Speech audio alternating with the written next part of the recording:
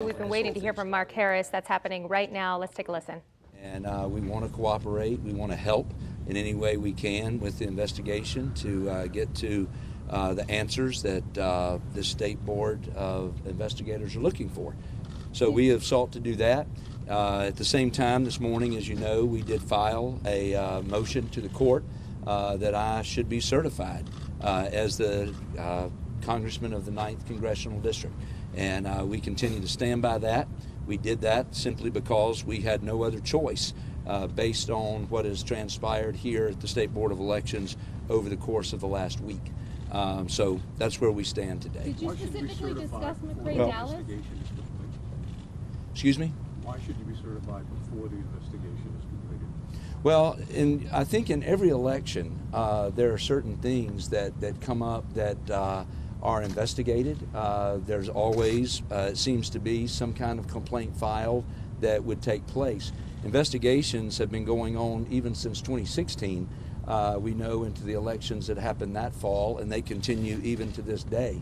It did not forbid certification of many of those races. So I think it's important for the Board of Elections to do their ministerial duty. Unfortunately, we don't have a State Board of Elections at the present time due to the 3-judge panel ruling last Thursday night. And the governor announced yesterday he would not be appointing an interim board whatsoever.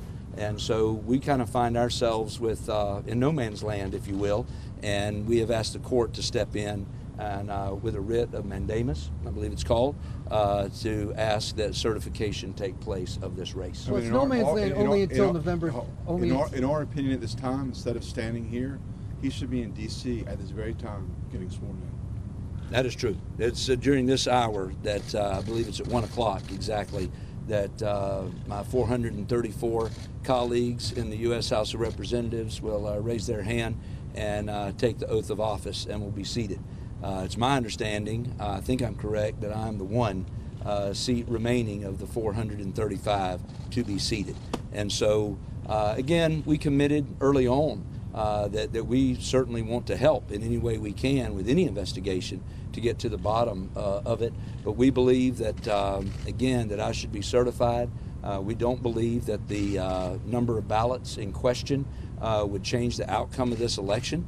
And we believe, again, that that is the standard, ultimately, that the Board of Elections looks to. The no man's land is only until January 31st when there could be a new board. That's not necessarily true. I mean, right now, if you look at the new legislation that was drawn up, it talks about January 31st, but then it talks about the no board shall sort of begin until May 1st.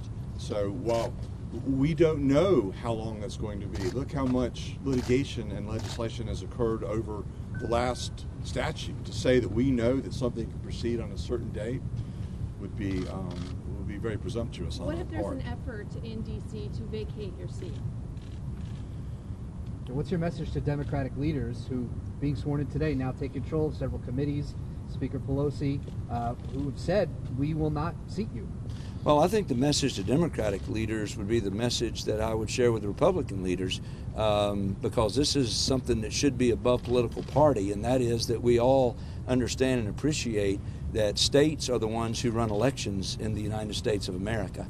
And that power is held to the states. It's on very, very rare occurrences that the U.S. House would step in and take some kind of action as that. In fact, I read from the chairman, new incoming chairman of the House Administration Committee, who is a Democrat, that said I would not be seated today because I'm not certified. So again, our goal is to get certified by the state of North Carolina, and we're in the process of doing that. And without a State Board of Elections, we are doing that through the courts in the filing that went today. And so if we're successful in that, then we will be certified. If you do get certified, what do you have to say to voters in the 9th Congressional District who would doubt the legitimacy of that outcome? Well, we think there should be no reason to doubt the legitimacy of the outcome because, again, there's an investigation that's been going on now for weeks into what may or may not have occurred in the 9th Congressional District. Again, today I had the opportunity, I was treated with great respect and sat down with leaders here on the State Board staff. And we talked, and I shared with them what I knew. I shared with them information that I could share, and it was a great meeting. And so I think, again, I have said all along that I trusted the process, and the process certainly has been followed, and they're continuing to follow it, and we're going to continue to cooperate in every way that we can. Do you think McRae Dallas did anything wrong? I can't answer that. I think ultimately the investigation will lead wherever it leads. I don't have any indication, and I don't know any more than you do in terms of his attorney, who has said that he did not. Would you hire Red Dome again? Again, I certainly have not seen any reason at this point, because this is an ongoing investigation, that I would not hire Red Dome again. Did you provide more documents? The State Board of Elections had mentioned that there could be as many as 140,000. Did you come today and provide more? We're still in the process of doing that. Again, this has been an expedited process. There's a number of documents to be provided. We're going through it. We've been given a very short time period by a board that has been dissolved. But we intend upon complying with all the requests of the Board of Elections. So if they want to question you again, will you come back? We will be here as many times as they ask us to come down. We want to comply with the process. We didn't file anything in court until we had nowhere else to go. There is no board. There is nowhere else to go. We had full intentions of complying and being here on January 11th. We'd made arrangements last week to be here. We started the process last week to be here today. We will be here. We will provide anything. We will be open about everything that Dr. Harris is campaigning, so that he can be certified and serve the people of the 9th Congressional District. And let me be clear, as we told the investigators today, certification certainly doesn't prevent me from continuing to come and answer any questions that they would have. We came here today to be cooperative. We came here today to be helpful. We came here today to answer questions that would help them discover whatever it is they need to discover. So once I'm the congressman of the 9th District, certified and seated, certainly does not prevent me from continuing to do that. I think all of us would have the goal that throughout the state of North Carolina that we would all have confidence. Let me repeat, there are still investigations going on from 2016. This is now January of 2019, but it has not forbidden the certification of a number of people who are sitting in their offices today serving the people of North Carolina. Those And so, concerns from 2016 also involved McRae Dallas, so you're still saying that you had no idea of any allegations of wrongdoing involving him and get out the vote efforts in 2018? That 2016 investigation didn't become public until December of 2018. And thank you. It's starting to rain. I think we've answered all the questions. You fear, though, that the allegations that have been made in any way taint your reputation? I hope not. And I have said before, you know, we went through a tough campaign in the fall, and there were some things that were done and ads that were run that took my sermons out of context and were twisted in such ways to try to create an image of me that was nowhere near who I am as an individual. But I must say, as painful and hurtful as that was, this has been even worse, because I don't have anything that's more valuable than my good name. And I intend to stand on that good name and a reputation that I have built over 30 years as a senior pastor in the state of North Carolina, and the leadership that I've been able to bring.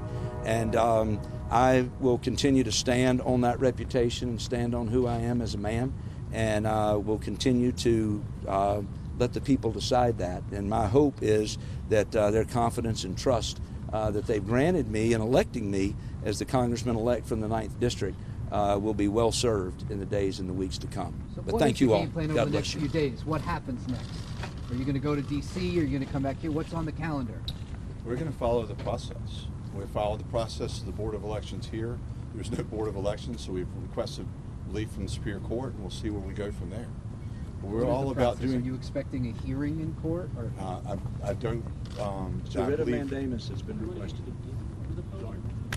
Yeah, I mean, we've made a request, and now we will, wherever the process now takes us, we will go, and we will be as transparent and compliant, so we can get this man to Washington But at and this serve the point, voters. there's no date for a court hearing or anything. There are no dates at this point. Thank you.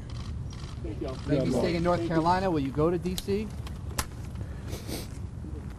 Okay, you were just listening to Mark Harris, who, again, as we told you at the top of the noon, filed paperwork today to certify the District 9 election, which would certify him as a congressman. He says that today, 434 of his colleagues will take the oath of office, and he is the one remaining that won't. Now, that oath will take place in just under 30 minutes. Again, we'll have to wait to see what happens. This has been an investigation that we've been following for weeks now on NBC Charlotte. You heard him answering just a few questions there, leaving things a little vague, though, to those reporters in Raleigh. We will have much more on this, of course, in our later newscast here on NBC Charlotte.